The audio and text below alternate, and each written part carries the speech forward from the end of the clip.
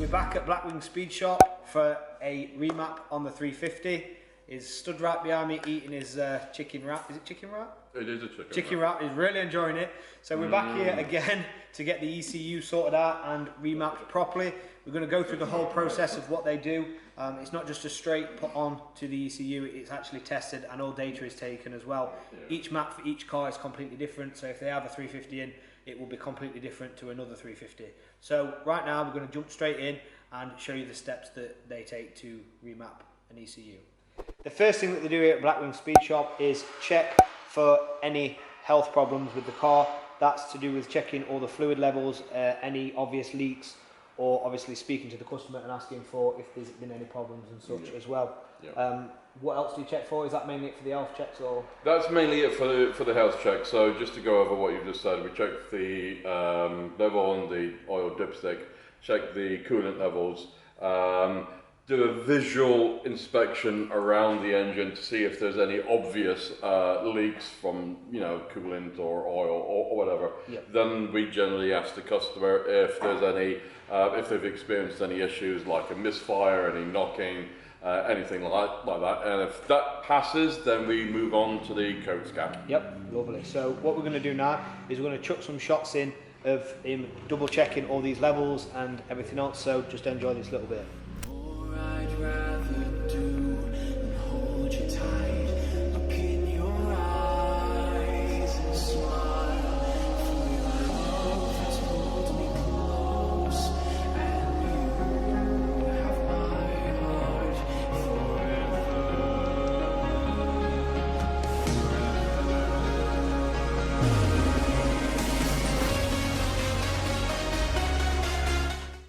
So the second step now is to plug in a code reader, find out any codes. We don't want no hidden gems in there that's going to mess up with our fun. So we're going to pan now and see if it comes up with anything. We do know that there is a airbag code in there because the resistor seems to have failed from when we did the steering wheel. So we need to have a look into that. So yeah, let's jump straight ahead. So what's going to happen now, we're going to sit and play some Pokemon and then we'll get back to you later. No, I'm joking. We're going to actually look through this now and see what it comes up with. Curtis is going to pan to this screen just to show you what we're going through. What year is the car? 2003.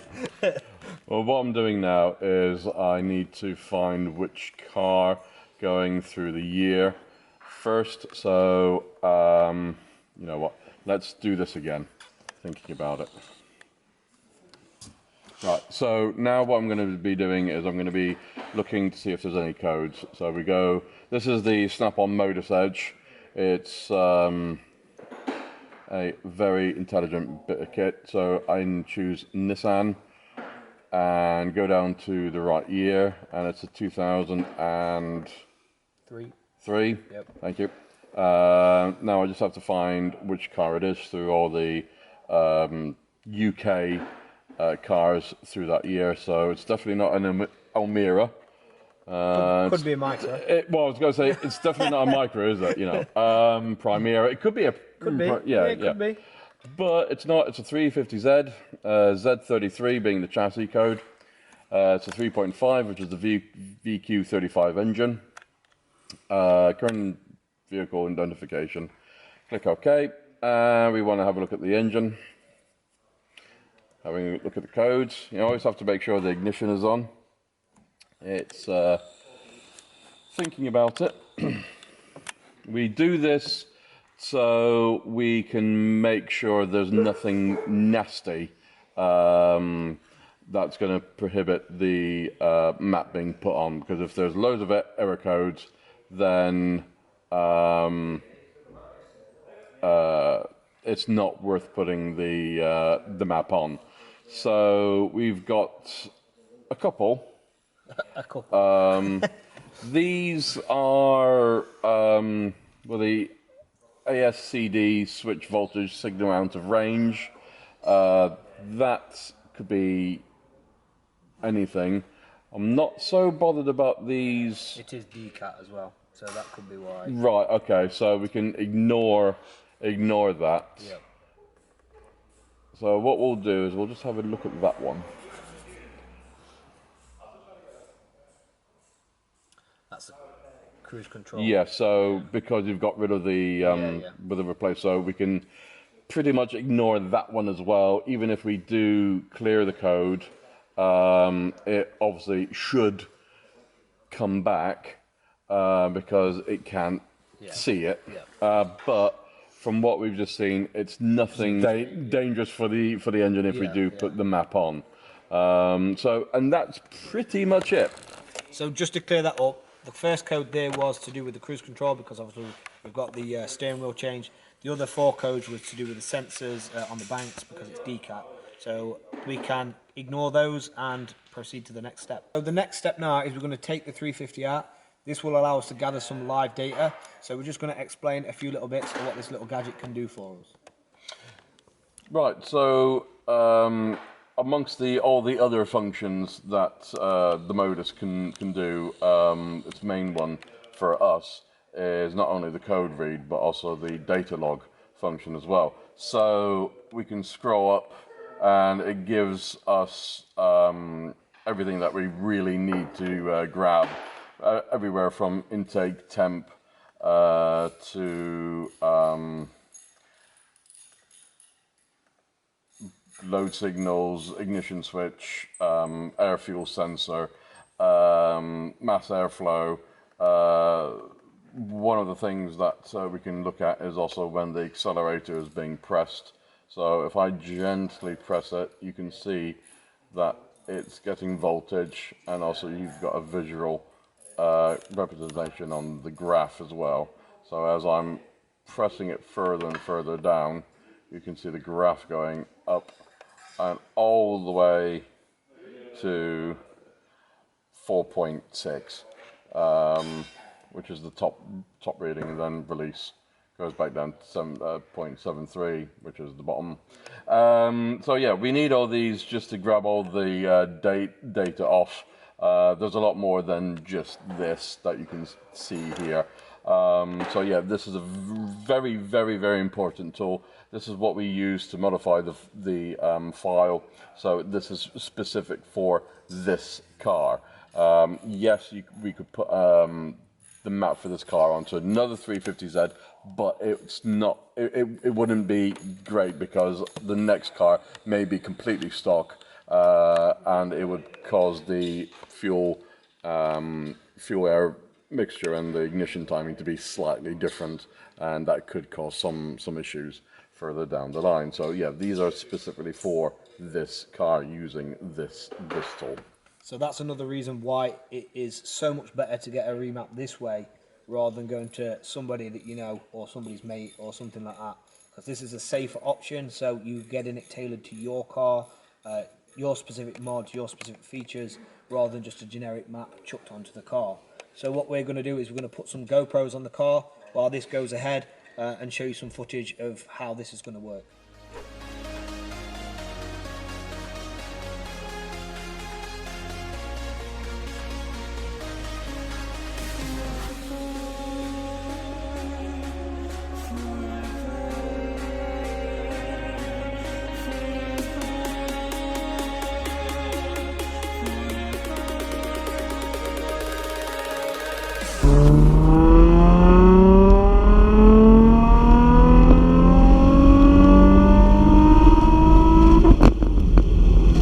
Back here at the unit, we've got all the data logs that we need now to start proceeding on to the next steps.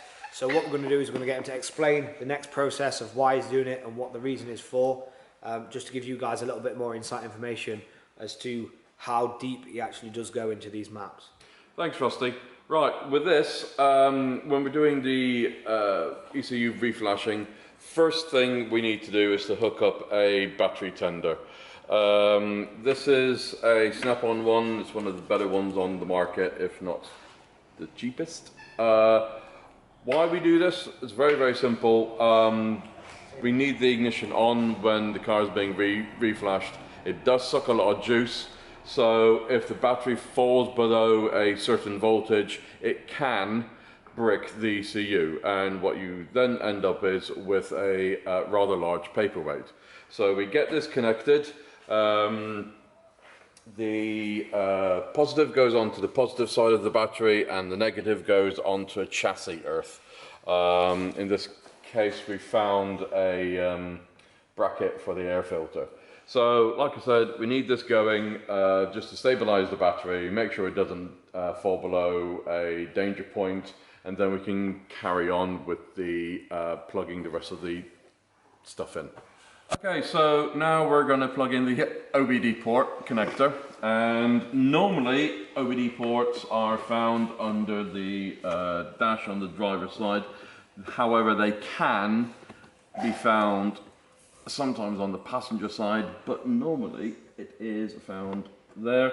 And luckily on this car, it's really easy to get to, which makes my job so much easier. So we've connected the OBD port to my black box. This is the COM box, which is the link between the laptop and the car. So here's the software. We scroll down to Nissan.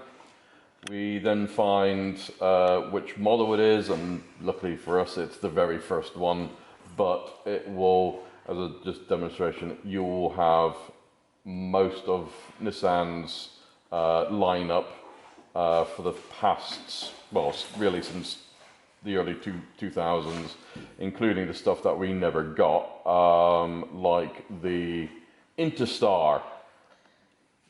Just below the GTR. Yeah, That's the Japanese version. and then you've got the GTRs, which is of course the R35 engine. Yeah. Fair Ladies, which is the Japanese version of the 350 and the 370, but we don't use those because they are slightly different. So we go to 350Z, Z33 chassis, petrol, and then we find the year, and since this is a 2003 car, it is good. Not that it actually makes much difference for the protocol, because they're all pretty much the same. So yeah, so we go to 2003, 3.5 24 valve V6 using the VQ engine. VQ35DE gives the horsepower and the torque. The ECU brand is Hitachi. This is the protocol. This is the most important bit that I need to be looking at, followed by which accessory lead, which you're going to have that for 99% of all the cars that we work on. So after that's done, and I'm happy, I don't need to look at anything, because sometimes there's special instructions that you have to follow, like on the Volvos, for example. So yeah, we've got ID available, reading available, vital recovery. Saber's having a good old bark at something. Is that what it's say? Yeah, yeah. Nothing really. Yeah, this is all normal stuff. Are you disagreeing with me? Yes. Yeah, you disagree. So yeah, then we click the green tick, and we then wait for it. Okay, so very first thing we have to do is to ID the vehicle. So you grab the keys, which are mini keys, and then you bang the bonnet. Try not to do that. Make sure the car is disarmed. Put it to accessory 3, which is the one just before you actually turn the car over. Making sure all the lights are on.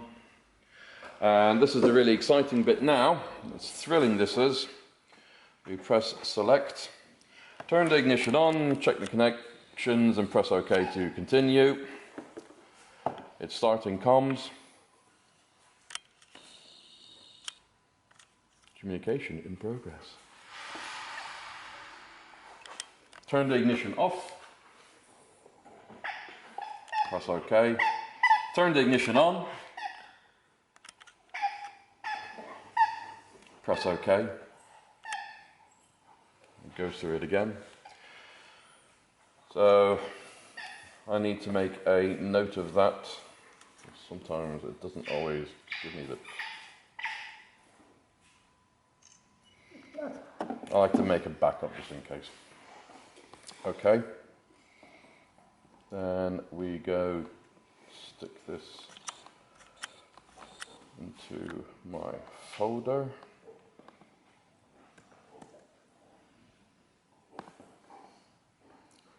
Turn the ignition off.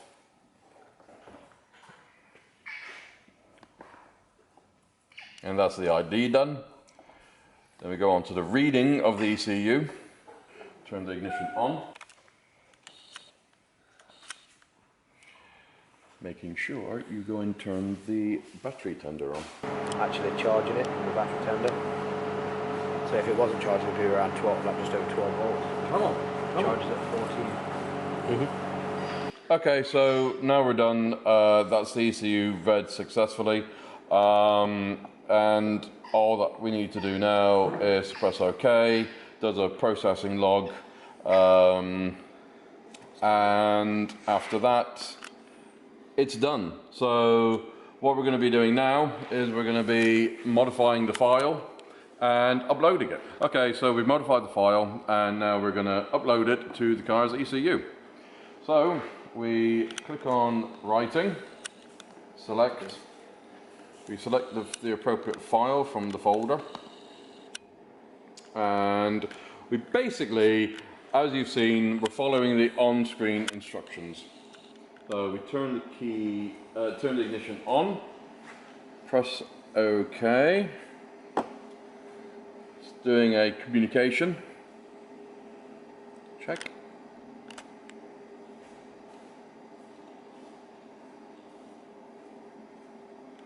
Turn the ignition on, which it already is. Make sure, yes.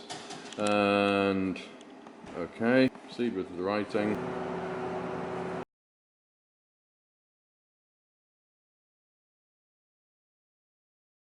Okay, so we're now finished. That took roughly about 10-15 minutes. Sometimes they can take longer, much longer in the case of some BMWs, or they can take maybe 5 minutes. It does just depend on the ECU and the make and the model. So what we do now is really, really simple. We, again, still following the on-screen instructions. We turn the ignition off. Wise. Okay, ECU written successfully, which is what we want to see. It does another log file, and that's it. So we now remove the key, and we can then remove the OBD connector, the clamps. So that's the ECU written successfully. What we do now is we hand the car back over to the customer and tell them to take it out for a test drive, and if they're happy they can come back and they can pay me and everybody's happy.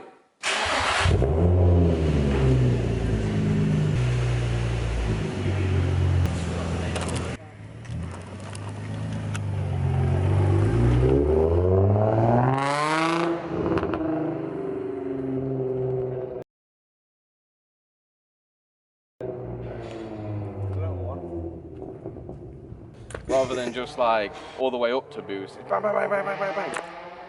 That does sound rad, to be fair.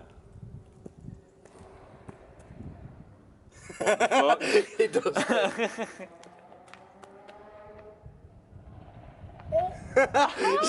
That's good. That's good.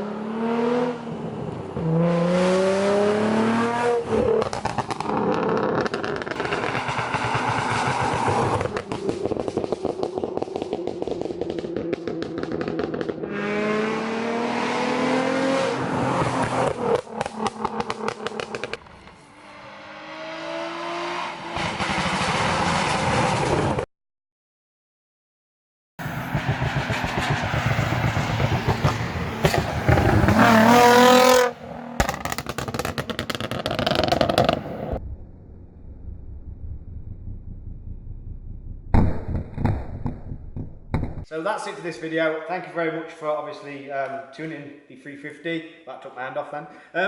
But there'll be plenty more videos between us as well with this place. Make sure you're following them on Instagram and all that sort of stuff as well. Again, we did mention at the start of this video, the company is going for a rebranding, Yes. isn't it? So we'll put all them new socials when that switches over in the description. So if anything doesn't match up on the screen, we will obviously update that and look down there.